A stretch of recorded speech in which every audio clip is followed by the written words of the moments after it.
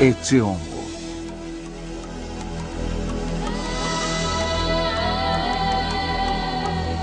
O Sagrado. Distribuição Sinapse.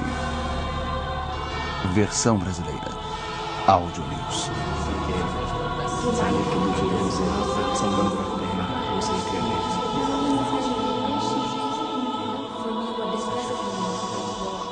Para mim, a vida é o que há de mais sagrado.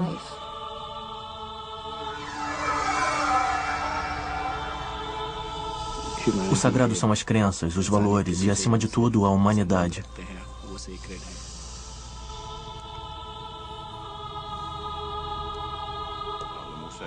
Para mim, o que há de mais sagrado é minha família.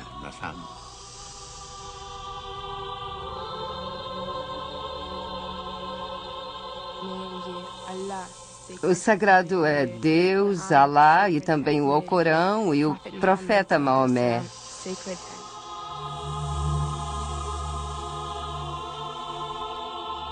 Desde o nascimento da civilização, o ser humano busca compreender a dimensão do sagrado e até mesmo ter controle sobre ele. Mas sempre envolto em mistérios. O que é sagrado nunca esteve completamente ao alcance das mãos do homem.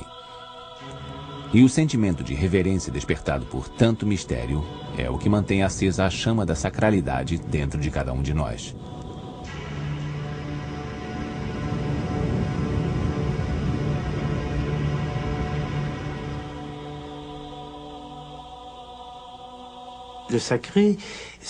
O sagrado é, acima de tudo, uma palavra.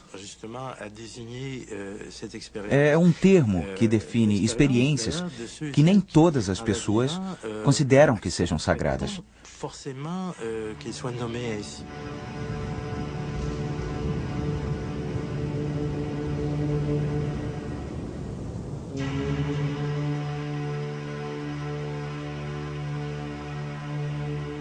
O sagrado é alguma coisa considerada santa por conta de uma associação religiosa. É um elemento especial sacrossanto ou considerado inviolável. Pode ser uma pessoa, um lugar, um objeto. Todas essas coisas podem ser consideradas sagradas.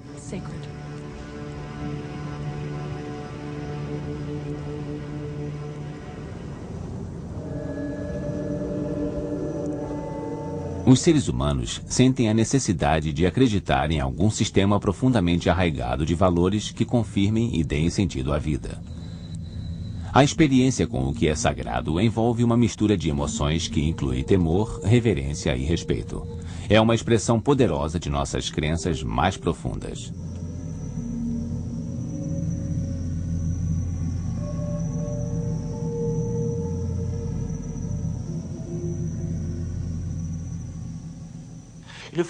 É importante lembrar que o conceito de sagrado envolve também um lado desconfortável. A exaltação e a veneração muitas vezes são acompanhadas por um sentimento de pavor. Para lidar com esse lado mais sombrio da experiência do sagrado, o ser humano precisou lhe dar uma forma mais familiar. Pode ser um Deus, uma igreja, uma doutrina ou um personagem histórico.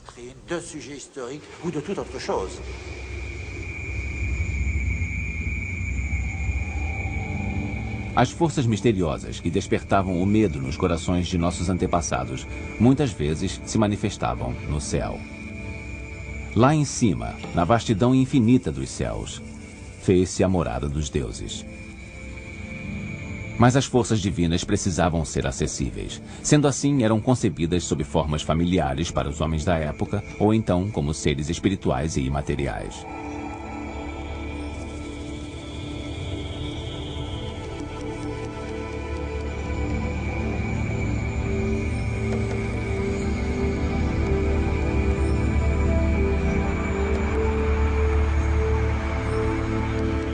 Essa personificação das forças divinas estreitou os laços entre céus e terras.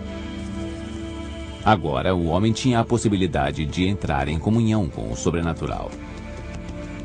Foram elaborados mitos que usavam símbolos reconhecidos e partilhados por todos os membros da comunidade.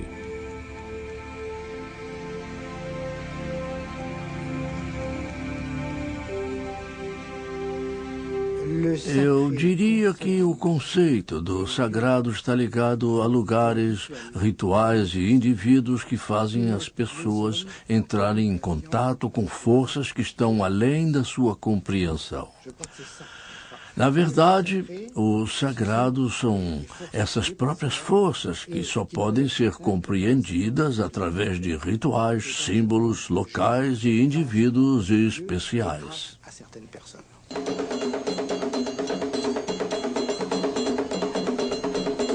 Desde a pré-história, as sociedades humanas se organizam em torno de conjuntos de valores sagrados. Muitas vezes, tais valores surgem em associação à figura de determinados deuses. Esse é o sagrado sob a forma de religião. Mas os valores podem se estruturar em torno de certos indivíduos, ideais ou mesmo de objetos inanimados. Trata-se do sagrado na sua forma mais profana ou secular. Qualquer que seja a forma, o conceito do que é sagrado tem sempre a mesma função: dar um sentido irrefutável à existência de todas as coisas. E por que precisamos dar sentido às coisas? Podemos encontrar resposta para essa questão nas primeiras tentativas da humanidade para entrar em contato com o sagrado, quando ela se sentia ao mesmo tempo apavorada e fascinada diante do poder da natureza. O fogo dos céus.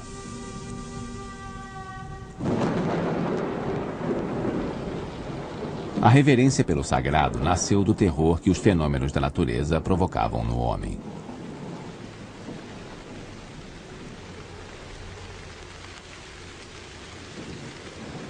Mas a natureza também tinha mecanismos bastante previsíveis ao mesmo tempo.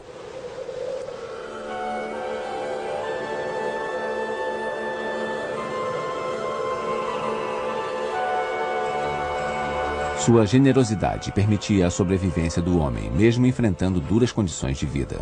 Para nossos ancestrais primitivos, os céus e a terra eram fontes de perplexidade e mistério infinito. Para explicar os fenômenos que presenciavam e lhes dar mais segurança, eles criaram o sistema de crenças hoje conhecido como animismo.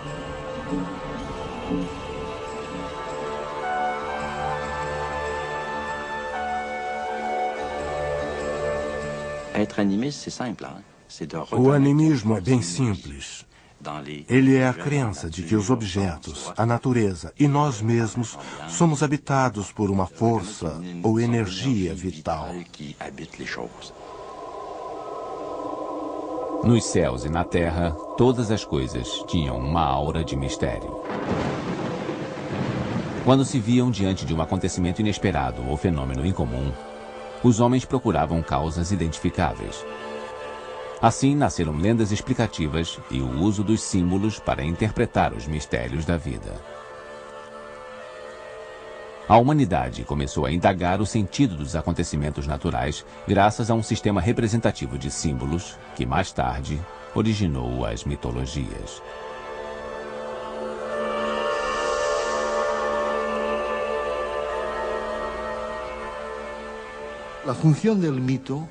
A função dos mitos é fornecer respostas claras às questões fundamentais do homem. De onde viemos? Para onde vamos? Quem somos nós? Quais devem ser os nossos valores? Como devemos levar as nossas vidas? Nos mitos temos as respostas. Um dos mitos mais antigos é o da deusa mãe, a fonte de toda a vida. Desde tempos muito antigos, a sua imagem se tornou um objeto popular de veneração religiosa. Pequenas estátuas da deusa mãe foram encontradas pelo mundo inteiro. Representada sob a forma de uma mulher grávida, ela era um símbolo da fertilidade e invocava a abundância das colheitas. À medida que a natureza começou a ser mais compreendida e que seus segredos foram desvendados pelo homem, ele pôde reproduzir alguns de seus fenômenos.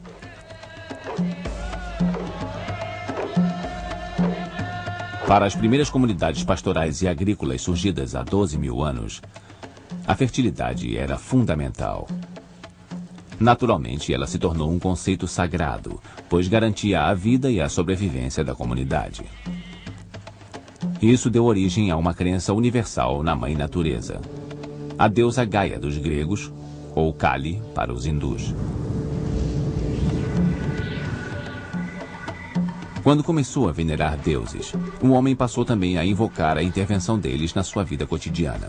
Isso era feito através dos rituais ou conjuntos de procedimentos determinados para obter favores de uma divindade em particular.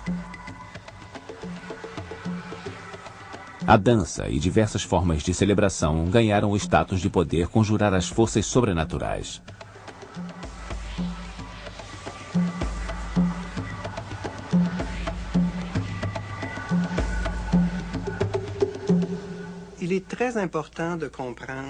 É muito importante entender que o uso dos símbolos é semelhante ao uso das ferramentas. Assim como eu posso usar uma vara para tocar alguma coisa que está fora do alcance da minha mão, posso usar símbolos para ter contato com realidades que, sem eles, seriam inatingíveis. Em todas as culturas, ao longo de toda a história, fogo e água sempre foram usados em abundância nos ritos preparados para mediar a relação entre o homem e os deuses. Considerados sagrados, esses dois elementos da natureza ganharam profundo significado simbólico.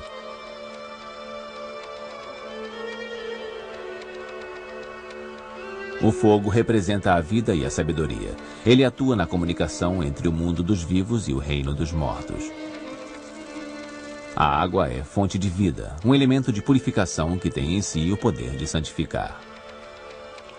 O início de cada estágio na vida de uma pessoa costuma ser marcado por rituais. Eles realçam a importância da passagem de uma condição à seguinte, seja no momento do nascimento, do casamento ou da morte.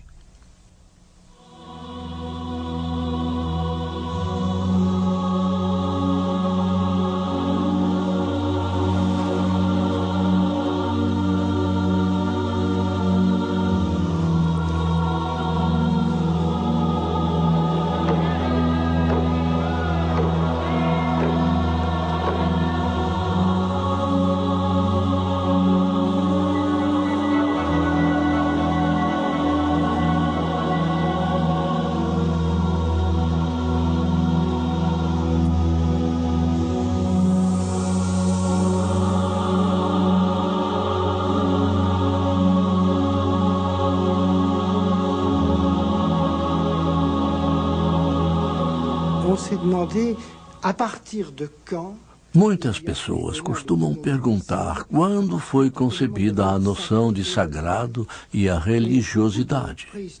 Muitos estudiosos e antropólogos acreditam que o homem moderno nasceu no momento que a humanidade passou a cultuar os seus mortos. Pelo que eu sei, o túmulo mais antigo de que se tem notícia foi descoberto perto de Nazaré e tem mais de 90.000 anos. Podemos garantir que houve uma cerimônia fúnebre no local e que o corpo foi sepultado segundo algum tipo de ritual. Assim, o homem emergia da sua condição animal.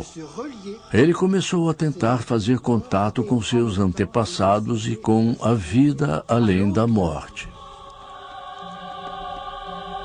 Quando os seres humanos tomaram consciência da sua própria mortalidade, a sua percepção do tempo mudou para sempre. Tornou-se necessário que eles atuassem dentro de uma determinada estrutura de tempo e que encontrassem um sentido não só para as suas vidas, mas também para a morte. Em muitas sociedades, a experiência com a morte fez nascer a crença na vida depois da morte. E em algumas delas, a vida após a morte passou a ocupar lugar importante nas preocupações dos vivos. Essa é a maior apreensão do ser humano. Em todo o planeta, todas as culturas tentaram criar sistemas para lidar com a morte. Nós precisamos aprender a viver, mas também precisamos aprender a morrer. Mais il faut savoir mourir.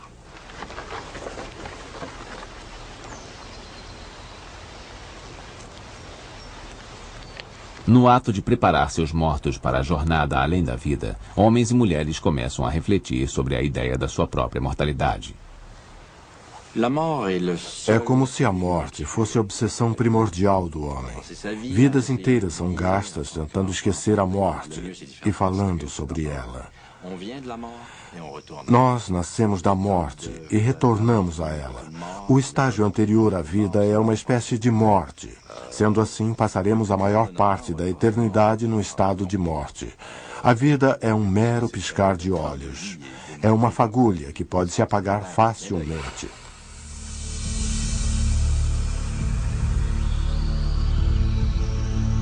Em nosso íntimo, guardamos um grande mistério ainda não desvendado. Quem somos? De onde viemos? Qual será o nosso destino? A partir dessas três questões, o homem reflete em busca de respostas e fundamenta sua necessidade pelo sagrado. O fogo universal. Nossa busca pelo sentido da vida nos levou a criar sistemas de referências imutáveis e atemporais. Tribos, nações e todas as comunidades tendem a escolher suas referências entre personalidades conhecidas, objetos, eventos, regras e lugares. O objetivo dessa escolha é organizar a dimensão do sagrado e torná-la tangível.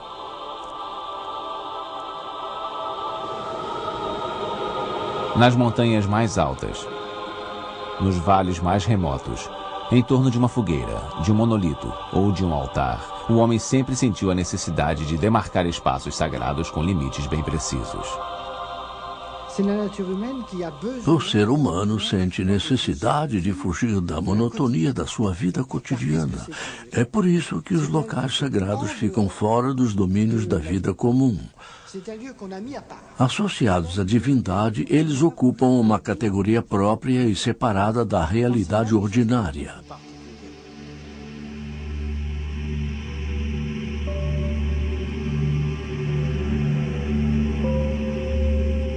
A construção de um prédio sagrado requer a escolha de um local carregado de um valor especial. Um lugar que, em si, contenha qualidades sagradas. Um bom exemplo disso é o Domo do Rochedo, a primeira expressão da arquitetura sagrada dos muçulmanos. O templo foi construído para abrigar o rochedo a partir do qual o profeta Maomé subiu aos céus. Depois de escolherem locais sagrados entre os criados pela natureza, os homens desenvolveram a ideia de erguer prédios para honrar os seus deuses. E logo, todas as civilizações estavam erguendo monumentos projetados para despertar sentimentos de temor e reverência.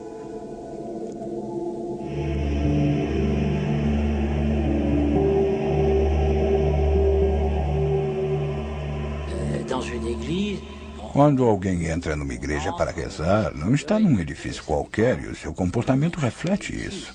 A atitude da pessoa reflete a aura sagrada que envolve a própria igreja e os objetos dentro dela, como a água benta, por exemplo.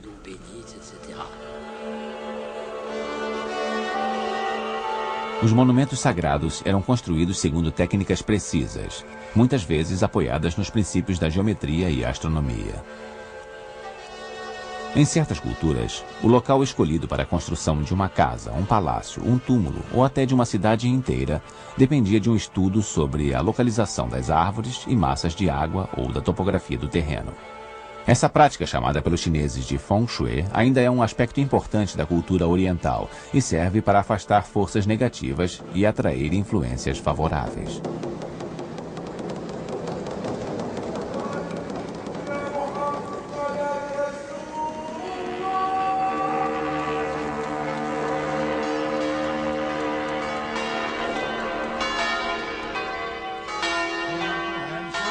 O conceito de sagrado envolve uma dimensão temporal além da espacial. O ser humano precisa criar pontos de referência ao longo de uma linha de tempo para entrar em sintonia com os mistérios do universo. Existem momentos para a meditação, momentos para a celebração, momentos para a oração individual e para os rituais em grupos. Existem momentos para a alegria e momentos para o pesar. Tais momentos de grande emoção alimentam a chama sagrada que arde no peito de cada um de nós. Eles nos chamam a atenção para os momentos importantes de nossas vidas. Cerimônias e celebrações religiosas existem no mundo inteiro. Elas são usadas para marcar momentos importantes da vida da comunidade e têm uma importância vital para garantir a coesão social. Para grupos de cristãos, a missa e a comunhão relembram a última ceia de Cristo. Para os judeus, a leitura solene do Torá relembra o momento em que Moisés recebeu as tábuas da lei das mãos de Deus e retornou do Monte Sinai. O Eid el-Adha, ou o banquete do sacrifício, é a cerimônia na qual os muçulmanos matam um cordeiro para recordar o sacrifício de Abraão. Se entendermos a dimensão do sagrado como uma coisa separada da realidade cotidiana, podemos dizer que ela se manifesta durante as situações rituais. Os ritos, como os mitos, evocam uma noção de tempo bem diferente do tempo linear, cronológico e finito. O tempo ritual é regenerativo, eterno e cíclico. É o que pode ser chamado de tempo atemporal. Muitas formas de recriação simbólica utilizam a dança, o teatro, a pintura ou a escultura.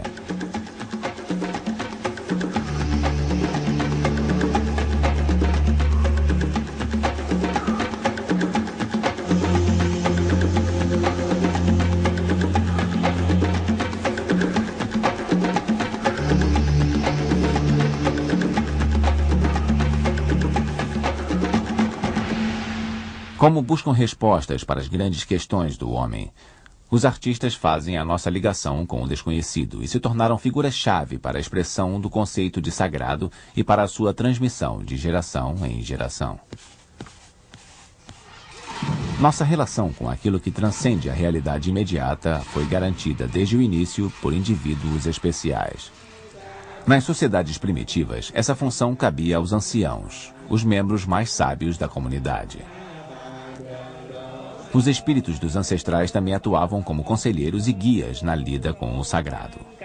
Como intercediam junto aos deuses, esses indivíduos, vivos ou mortos, eram considerados infalíveis. Para viver a vida em harmonia, era preciso apenas seguir os conselhos deles e obedecer às regras que estabeleciam.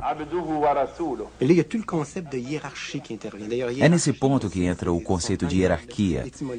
Incidentalmente, a raiz grega da palavra hierarquia quer dizer ordem sagrada. Hieros quer dizer sagrado.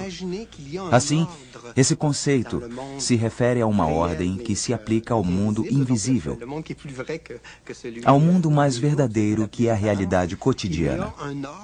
O conceito original de hierarquia implica na existência de forças ou entidades sobrenaturais às quais devemos nos submeter. Os xamãs e sacerdotes são os guardiões das revelações sagradas. Apenas eles podem compreender, interpretar e transmitir o significado dos textos sagrados. Esses textos ensinam ao homem como viver a sua vida.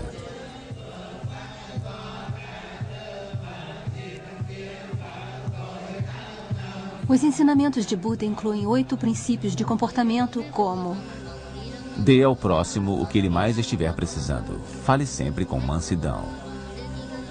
E Deus disse: não deveis adorar a outros deuses além de mim. Honrai o vosso pai e a vossa mãe. Nas palavras de Maomé: o seu Deus é o único Deus. Não existe. Segundo a Declaração Universal dos Direitos Humanos, toda pessoa nasce livre em igualdade de dignidade e direitos. Toda pessoa tem direito à vida, liberdade e segurança. Com o tempo, as leis e ritos religiosos se tornaram as leis e ritos de sociedades inteiras. Todos esses princípios nasceram diretamente da experiência humana e foram criados para evitar situações que possam ameaçar a estabilidade social. Uma ordem estabelecida define regras que seus membros devem seguir para manter a coesão social.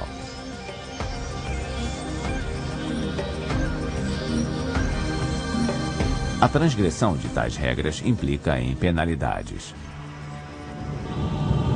A danação, a excomunhão, o vazio, e a exclusão do reino dos céus são apenas alguns dos castigos possíveis dentro do contexto de uma sociedade religiosa. Num contexto secular, a punição pode ser o encarceramento. E no caso dos crimes mais graves, a execução. Será que é possível existirem preceitos morais sem a crença em uma realidade além da realidade cotidiana? Por que eu me comportaria de uma forma moralmente aceitável se eu posso ser um perfeito egoísta? Pode-se dizer que é da natureza humana, ou que é uma tradição. Mas o que faz com que eu tenha alguma preocupação com o resto da humanidade? Por que eu me importo? Em um certo ponto, o ser humano chega a um impasse. Ele precisa de uma afirmação absoluta que não possa ser questionada ou entrará numa discussão com ramificações infindáveis. Isso era o que dizia Aristóteles. Transgressão.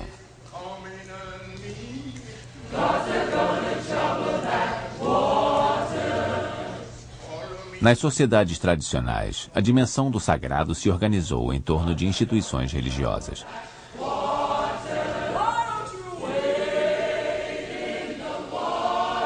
Ritos como esse, locais, regras e cerimônias forneciam pontos de referência para a conduta individual e para o comportamento coletivo.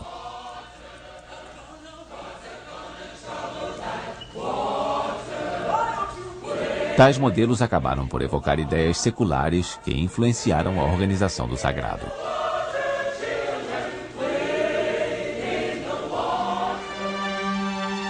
A democracia, o capitalismo, o comunismo, todos esses sistemas partiram de modelos religiosos.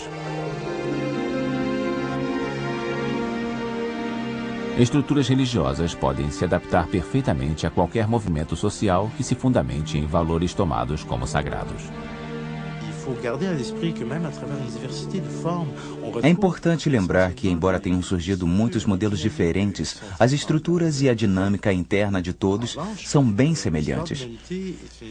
Por outro lado, a história humana é tão vasta e complexa que não há surpresa encontrar modelos opostos erguidos a partir do mesmo conceito central de sagrado.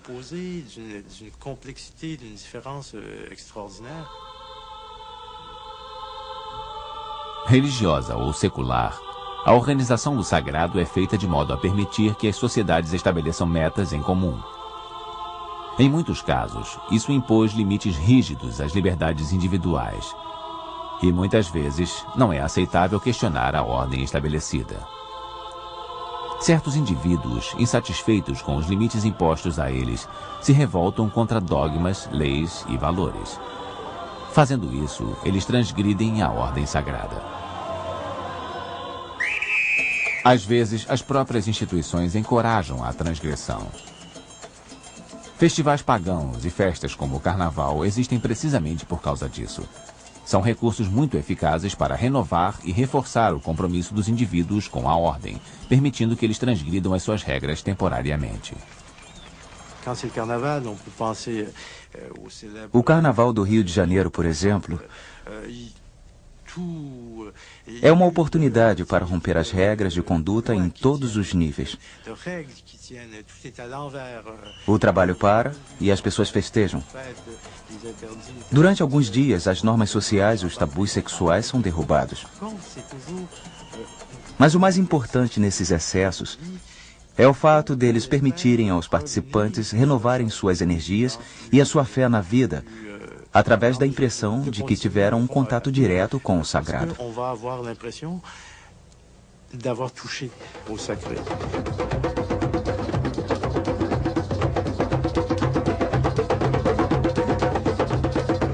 Essas formas espetaculares e provocativas de transgressão não enfraquecem a organização sagrada, mas funcionam como válvulas de escape que evitam ameaças mais graves à ordem social. A transgressão se torna uma ameaça quando é incitada por indivíduos insatisfeitos com a ordem sagrada que lhes foi imposta. Em casos como esse, a ordem existente pode perder a sua aura sagrada e abrir espaço para o nascimento de uma nova ordem com crenças e pontos de referência próprios.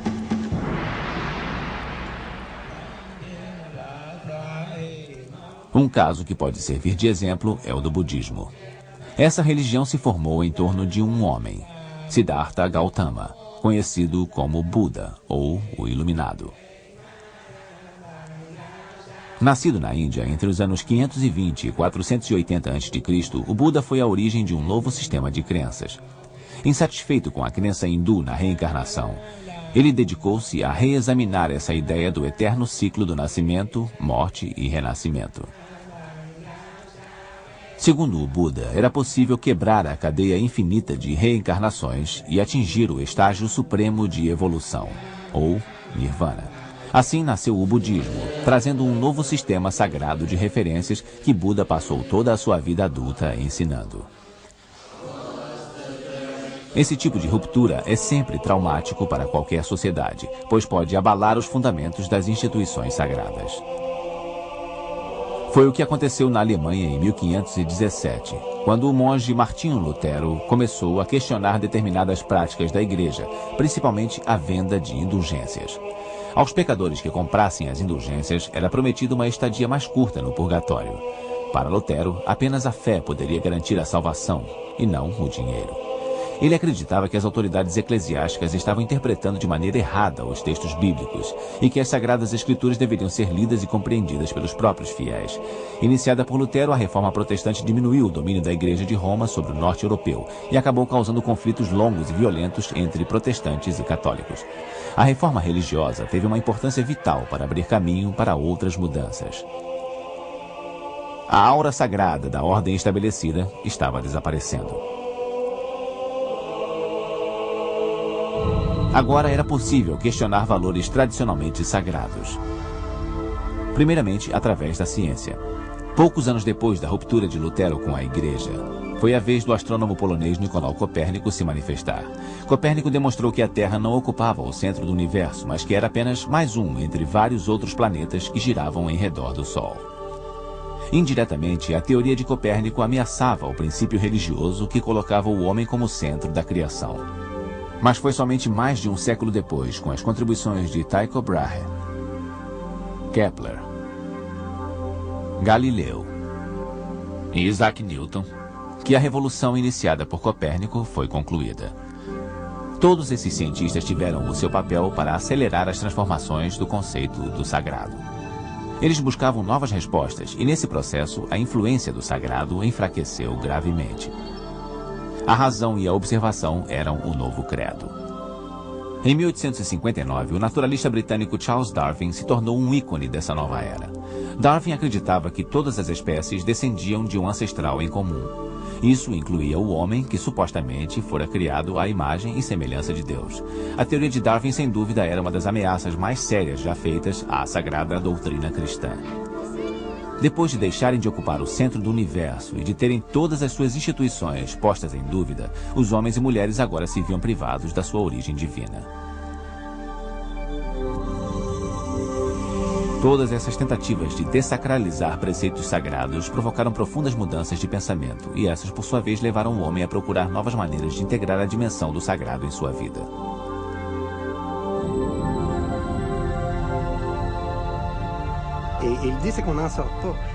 Em suma, é impossível escapar. O homem sempre vai ter necessidade de criar mitos interpretativos ou explicativos. Eles são mantidos enquanto se adequarem à sua função ou até que sejam questionados mais seriamente. Os seres humanos não podem viver sem valores sagrados que deem sentido à sua vida. Paradoxalmente, a mesma ciência que havia ameaçado as religiões era agora elevada à posição de sagrada.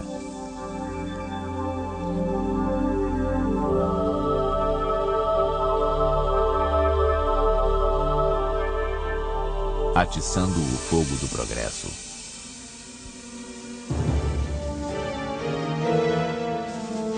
O mundo ocidental se voltou para a ciência no século XIX.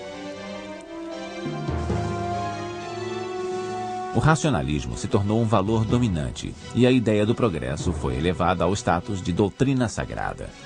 Nascia uma nova instituição. O conceito de progresso era um novo sistema de pontos de referência sagrados com uma nova classe de sacerdotes, os cientistas. A eles cabia agora encontrar respostas para as grandes questões que ainda intrigavam a humanidade. A ciência tentava fornecer agora o que a religião oferecia, e antes dela, os mitos haviam oferecido. O sistema da ciência usava estratégias semelhantes e uma hierarquia, ou ordem sagrada, análogas às usadas pelas religiões. Essa ordem sagrada era interpretada por uma classe privilegiada, os cientistas. Louis Pasteur foi um desses cientistas, ou novos sacerdotes. Sua descoberta de que os micro-organismos eram responsáveis pela proliferação das doenças infecciosas e a vacina que ele criou contra a raiva em 1885 forneceram respostas para algumas das grandes questões da humanidade, e essas respostas salvaram milhões de vidas.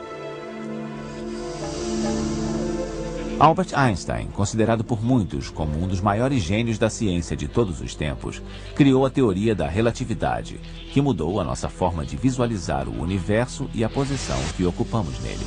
Mas quando foi divulgada pela primeira vez, a teoria de Einstein foi compreendida apenas por uns poucos cientistas.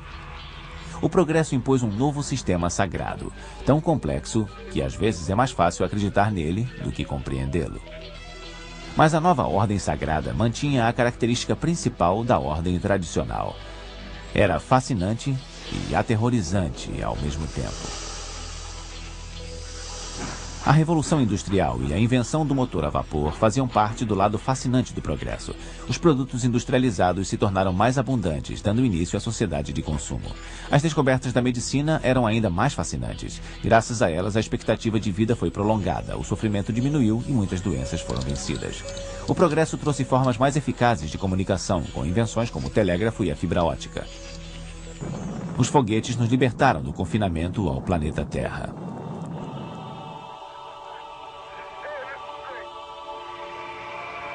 Mas por mais fascinante que seja o progresso, ele guarda um lado aterrorizante, que evoca poderes incríveis de destruição.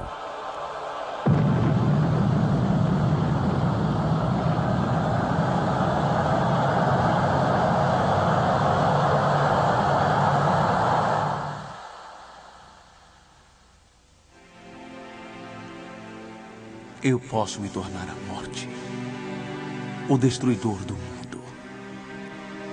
Com esse trecho de um texto sagrado hindu, Robert Oppenheimer expressou todo o terror que sentiu ao ver a explosão da bomba atômica que ele próprio havia inventado. A primeira explosão atômica, em 1945, fez a humanidade se deparar com as poderosas forças destrutivas trazidas pelo progresso. Agora, o homem era capaz de destruir o planeta e levar a sua espécie consigo. O desastre de Chernobyl, em 1989, veio nos conscientizar sobre os perigos que enfrentamos quando o progresso permite que o homem brinque com as forças da natureza.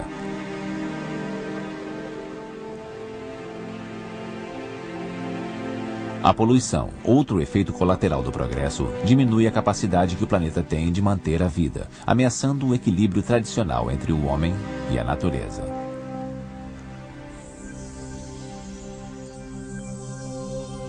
Em última instância, o progresso permite que o homem compreenda melhor a natureza das coisas que o cercam, mas não trouxe resposta para suas grandes questões filosóficas.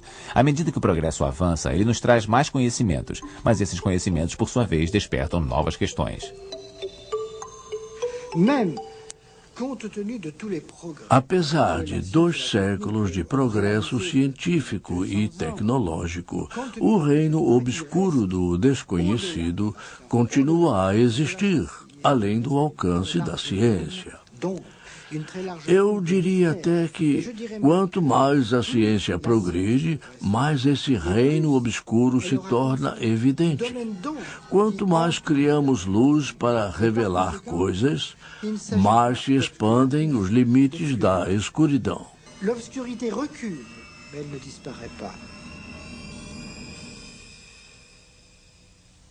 Fogos de artifício.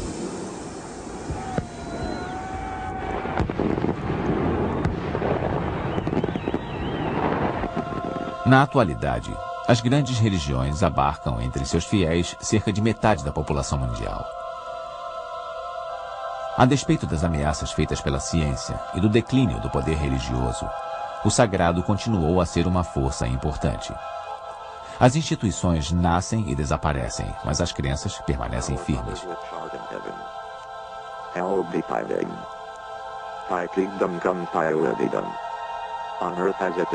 Ao longo de toda a história, em todas as culturas, a necessidade de acreditar em algo transcendental se manifestou incontestavelmente sob as mais variadas formas. O sagrado é algo completamente obscuro. Onde ele se situa? O que é exatamente? Alguém já ouviu? São os seres humanos que determinam que, passando por determinada porta, você estará num local sagrado, ou que, segurando um objeto como a Bíblia, por exemplo, você estará em contato com algo sagrado. São as pessoas que dizem que, mencionando o nome de Deus, você estará invocando uma palavra sagrada. Isso tudo não passa de criação do homem. Em última instância, sagrado é tudo aquilo que o ser humano definiu como tal, e sendo assim, precisa ser localizado e renovado. Hoje, tanto no Ocidente quanto no Oriente, muitos veem o sagrado como o retorno a valores religiosos fundamentais. Valores esses que têm protegido a humanidade contra abusos dos valores seculares.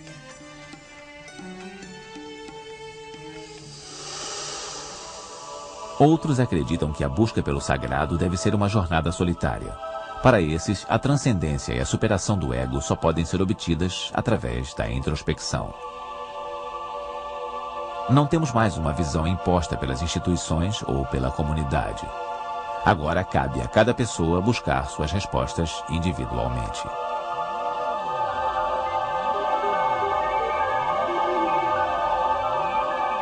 Talvez isso explique por que, nos últimos 50 anos, mais de 123 milhões de pessoas aderiram às novas seitas que proliferam pelo mundo. Havia uma previsão dos cientistas sociais que ganhou muita projeção nos anos 60, dizendo que a tendência era o declínio cada vez maior da importância do sagrado, acompanhado pelo domínio cada vez maior da industrialização e da tecnologia moderna. Mas, olhando à nossa volta, nós podemos constatar que isso não é verdade. O sagrado continua a ter uma importância vital no cotidiano das pessoas. A antiga adoração aos deuses foi de muitas maneiras transposta para a adoração dos ídolos de carne e osso.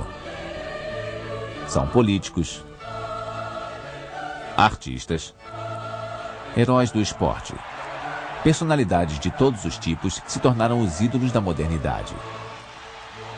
Suas vidas se tornaram objeto de interesse de milhares de fãs, cujo entusiasmo é amplificado pelo poder da mídia.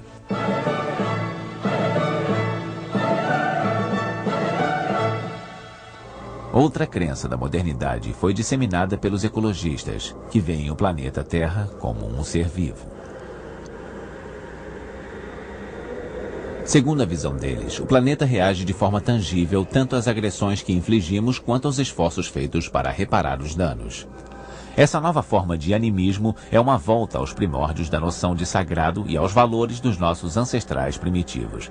Ela é um produto da angústia que muitas pessoas sentem diante dos recentes desastres ecológicos. A mesma angústia que está gerando uma nova solidariedade entre o homem e a natureza.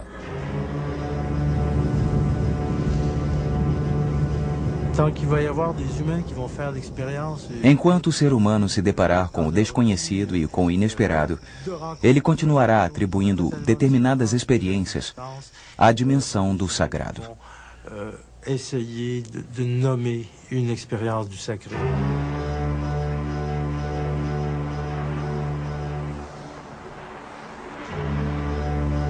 A experiência do sagrado tem um passado, um presente e um futuro. É impossível conceber a existência humana sem ela.